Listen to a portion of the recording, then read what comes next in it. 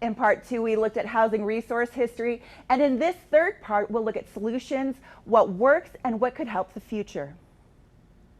Brenda Birkle, director of the Affordable Housing Taskforce and executive director of the nonprofit My Front Door, says encouraging both nonprofit and for-profit builders needs to happen to fill out the housing gap, allowing both to focus on their area of expertise.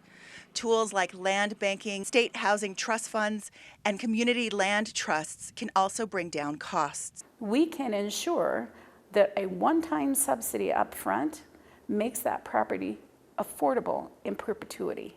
It will never need another subsidy and can continue to serve families for decades, generations. Land banks could remove blighted properties that are tax delinquent or use donated lands and get them earning and paying taxes again. In order to start speeding up building, Seth Lloyd of the City of Cheyenne Planning and Development says that they've been looking into possibly front-loading some of the building decisions so that they can move to an overall consensus and move forward on building quicker. All of this could mean waiting times for affordable housing would minimize, opening up places to live for our workforce. When we talk about affordable housing, we're talking about young professionals, people who are still in college or working, getting a degree online or something like that.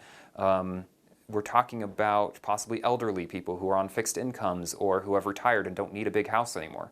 So when you're talking about an apartment building going in, yes, it's a structure and yes, it's physically imposing, but you got to remember that's housing for seniors or for young professionals or for single moms. And ultimately, this is about our state's growth. We have got to get serious as a state and as a community because it's affecting everything from our health outcomes to our economic development to our labor force.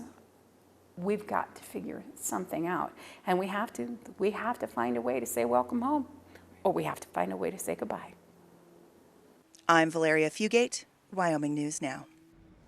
Experts say it's important to reach out to your local legislators to tell them how much housing matters, and that if you want nurses, teachers, and job growth, we need housing.